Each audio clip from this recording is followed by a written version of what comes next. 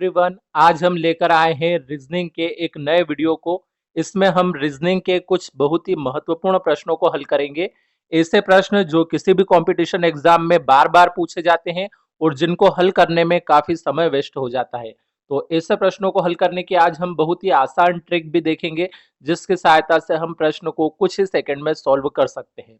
तो शुरू करते हैं हमारा ये वीडियो स्टार्ट करने से पहले यदि आपने अभी तक हमारे चैनल को सब्सक्राइब नहीं किया है तो सब्सक्राइब कर ले और बेल आइकन को प्रेस कर दे, ताकि आने वाले हर वीडियो का नोटिफिकेशन आपको प्राप्त हो सके।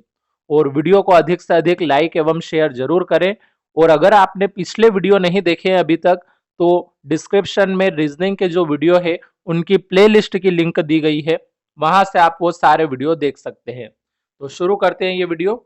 इसमें सबसे पहला प्रश्न हमारे पास यहाँ पे दिया है, यदि जॉइन का कूट लेखन के क्यू एल आर हो तो पिंक का कूट लेखन क्या होगा। तो अब हमें यहाँ पे क्या बताना है कि जॉइन को किसी कूट लेखन में के क्यू एल आर लिख रखा है, तो पिंक को उसी कूट लेखन में क्या लिखा जाएगा। तो हमें जॉइन से के क्यू एल आर किस प्रकार लिखा गया है, सबसे पहले वो देखना पड़ेगा। तो अगर हम यहाँ पे देखें तो जॉइन में सबसे पहले हमारे पास है जे, और इसमें है के, यानी कि जे की जगह पे यहाँ पे कूट लेखन में के लिखा हुआ है। तो अब जे की जगह पे के, यानी कि जे के बाद का अगला ही अक्षर यहाँ पे लिया गया है। अब अगर हम देखें तो ओ की जगह पे लिखा गया है किसको, क्यू को लिखा गया है, ओ की जगह पे क्यू को। तो ओ की जगह क्यू को, यानी कितने अक्षर छोड़े गए यहाँ पे, एक अक्षर छोड़ा गया है। कौन सा वाला, पी, क्योंकि ओ के बाद पी आता है और फिर क्यू आता है, तो यहाँ पे एक अक्षर को छोड़ा गया है। अब अगर हम देखें अगला अक्षर आई, तो आई को क्या लिखा गया है, यहाँ पे आई को लिखा गया है एल, ये यहाँ पे एल लिख रखा है। तो अब अगर हम देखें तो आई के बाद एल लिखा है, यानी कितने अक्षर छोड़े हैं, तो यहाँ पे देखा जाए तो दो अक्षर छोड़े गए हैं, एक तो जे और एक के। तो आई के बाद जे और जे के बाद के, तो जे और के ये दो अक्षर छोड़े गए हैं, उसके बाद का अक्षर यानी कि एल लिखा गया है। अब अगर हम देखें ज्वाइन में जो एन है, इसको अगर देखें तो एन को क्या लिखा गया है, तो एन को अगर हम देखें तो आर लिखा गया है। अब एन को आर लिखने का मतलब यहाँ पे कितने अक्षर छोड़े गए हैं, तो यहाँ पे अगर हम देखें तो तीन अक्षर छोड़े गए हैं, एक तो ओ, एक छोड़ा गया है पी और एक छोड़ा गया है क्यू। तो ओ, पी और क्यू ये तीन अक्षर यहाँ पे छोड़े गए हैं। तो इस प्रकार से यहाँ पे हमें क्या नजर आ रहा है कि पहला अक्षर लिखते समय कोई गैप नहीं दी गई, दूसरा अक्षर लिखते समय एक अक्षर की गैप दी गई, तीसरे अक्षर में दो अक्षरों की गैप दी, और चौथा अक्षर लिखते समय तीन अक्षरों की गैप दी। इस प्रकार से ये कूटलेखन हुआ। तो अब हम पिंक को भी कूटलेखन भाषा में लिखने के लिए इसी तरीके का इस्तेमाल करेंगे। सबसे पहले हम बिना गैप दिए अक्षर को लिखेंगे, उसके बाद एक अक्षर की गैप देंगे, फिर दो अक्षर की, फिर तीन अक्षर की। तो अब हम यहाँ पे इसे हल करते हैं। तो यहाँ पे अब हम सबसे पहले इसे हटा देते हैं।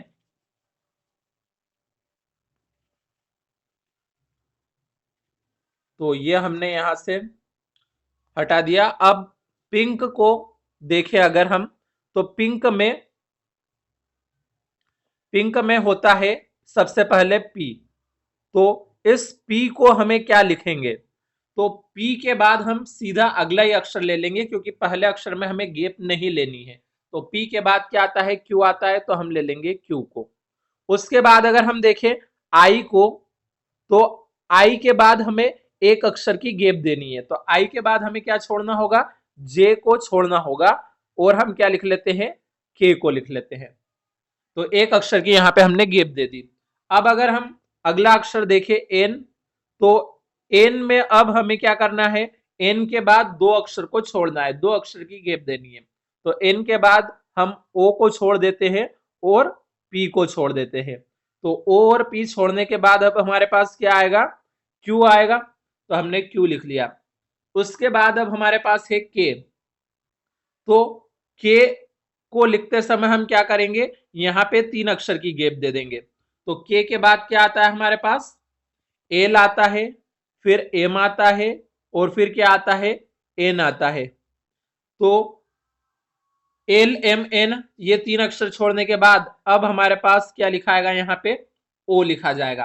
तो अब अगर हम यहाँ पे देखें तो जिस तरह से जॉइन को कूट लेखन में KQLR लिखा गया था, उसी प्रकार पिंक का कूट लेखन क्या हो जाएगा, पिंक का कूट लेखन ये हो जाएगा QKQO। तो अब हम देख लेते हैं ये QKQO कौन से ऑप्शन में हमें दिया है। तो अगर हम इसे देखें तो QKQO ये ऑप्शन नंबर ए में दिया है, यानी कि हमारा ऑप्शन नंबर ए जो है वो बिल्कुल राइट हो जाएगा। तो इस प्रकार से ये प्रश्न हमारा सॉल्व हुआ। अब देखते हैं हम अगले प्रश्न को। तो अगला प्रश्न अब हमारे पास यहाँ पे दिया है, यदि 8 गुणित 3 बराबर 35 तथा 7 गुणित 3 बराबर 31 हो तो 3 गुणित 9 बराबर कितना होगा।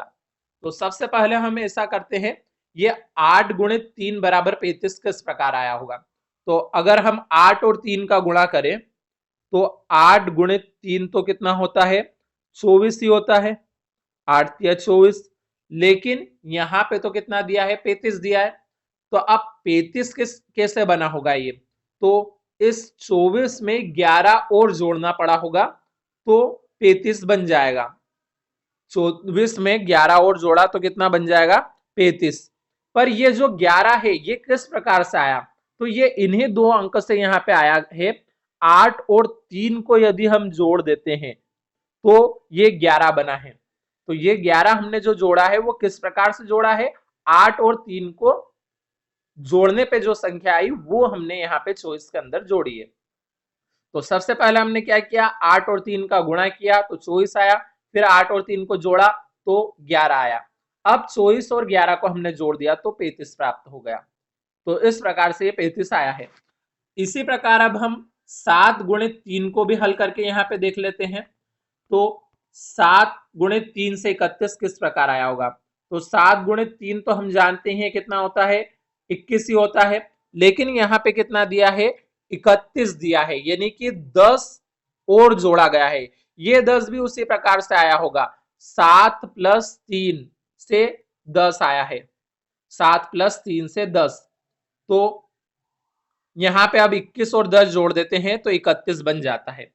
तो क्या किया गया है, 7 गुणित 3 से 31 किस प्रकार आया है, पहले 7 और 3 का गुणा किया तो 21 आया, फिर 7 और 3 को जोड़ा तो 10 प्राप्त हुआ।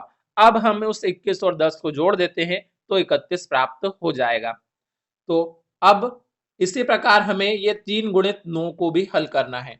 तो इसके लिए भी हम क्या करें, सबसे पहले तो 3 और 9 का गुणा कर लेते हैं।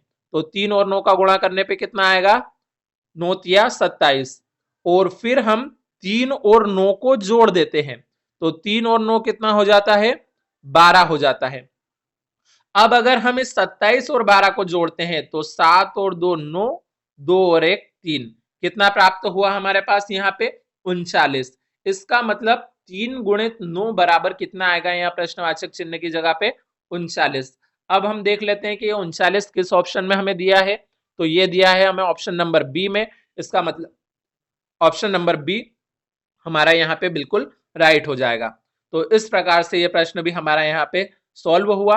अब अगले प्रश्न के लिए मिलते हैं अगले वीडियो में कुछ नए प्रश्नों के साथ। तब तक के लिए धन्यवाद।